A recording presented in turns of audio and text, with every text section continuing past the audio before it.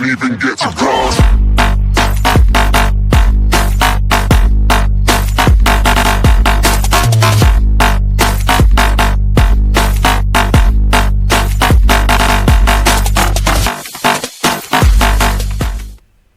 All right, Mike. So, Hudl is a really great way to get guys, film out there.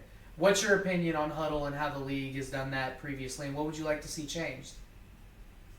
Well, Hudl is a good platform, and I really, really liked how easy it was to upload film to Hudl. Right. Unfortunately, whatever happened, I'm not here to point fingers, but all of our content from last year is history. It's gone. Right. So at this point in time, I'm going to upload to YouTube so that I don't ever lose my content. Like, I can't have film study on last year's performance, right, because those games are gone. It's Absolutely. not that I dislike Hudl. The thing of it is I actually really like Hudl, but I don't really like the fact that I've lost all my games. That we worked hard to record and get that uploaded. All that stuff's gone. It's history. So, right. I know that it's growing pains, and Yeah. there's gotchas out there. What I mean by gotchas, nobody knew that they were going to lose their content. Nobody in the Right. league. Nobody expected. So it's a gotcha to us. But the league will get better with that. But as far as I'm concerned, my content, it's always going to be available to opposing coaches or anybody in the league. We'll share that with you, but we're uploading to YouTube. That's what we're doing. We're not going to lose our content. We're not going to take that risk again. We're really at the mercy of Hudl, is what we are. Yeah, absolutely. Whatever they Because decide. Hudl reset. I think everybody's at the end of last year for large groups of people, and I think because we had so much film on there, it was just easier for them to clear the cache. But Yeah. and hopefully the league, and I know Cody is really great with working with all the owners. I'm trying to make things easier for you guys. So, do you think that the league would ever create bylaws or rules against recruiting? Talking about recruiting once again, and if so, would you be okay with it? Oh, my bad. I'm sorry. No, it's Didn't fine. mean to interrupt you. No, you're good. The league as a whole, everybody, tends to look at Cody Kyle, the end-all be-all, and he has made it very clear on numerous occasions that the owners are the vote that counts. And of course, if you're an owner and you love to, I wouldn't say slide recruit. I mean, if another team finds out you've got a great player and they just slide right in there, That's what it into is. their inbox Yeah. or calling them, that's, to me, that's totally and utterly unprofessional. But at the end of the day, there's nothing in the league rules that says they can't do that, because the league rule says our roster's locked at week 3.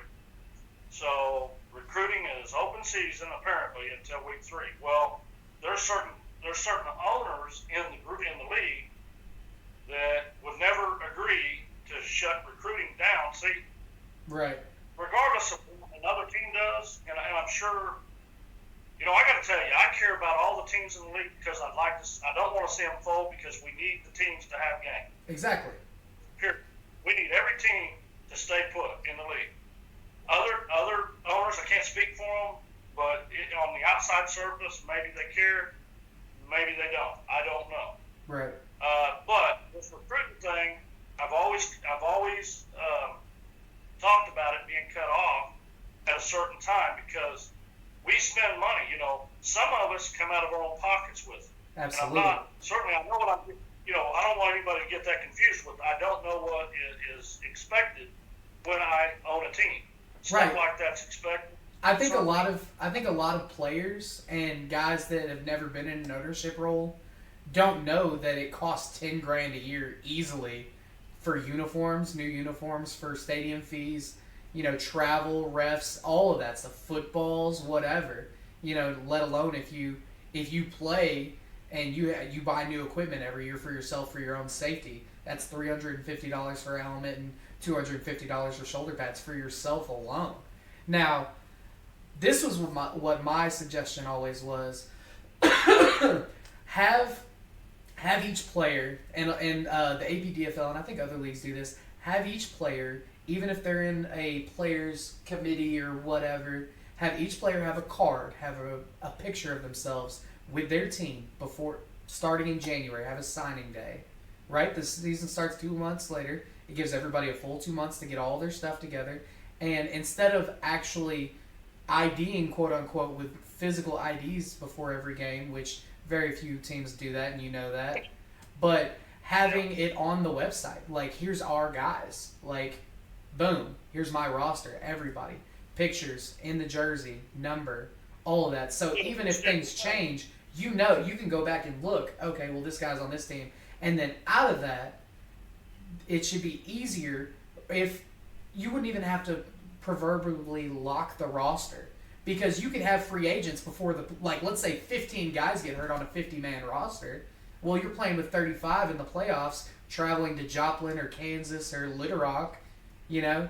So I think it would make it easier for the owners if the players were held more accountable for themselves. You know, you may not pay a player fee, but you should at least be willing to take a picture and make it official that you're on the team, and not just be, you know, I call them social media studs, guys that look really great on social media but never show up when the team needs them. Yeah, no, I mean, I agree with you, and that wouldn't, in fact, you know, it's better to have a picture with the name anyway, because then you know exactly who that, you know, here's my roster, and it's got a picture beside it. I guess you can print that off. But You don't have to go player by player. You just line it up. You could have the referees go with you to do each one of them, 1 through 50, 1 through 100, whatever you've got. You know, boom. Oh gosh, you put me on the spot. Well, you know, I would like to. Make sure you leave a like and a comment if you liked the video. Hit the notification bell and click on the link in the middle to subscribe to the page.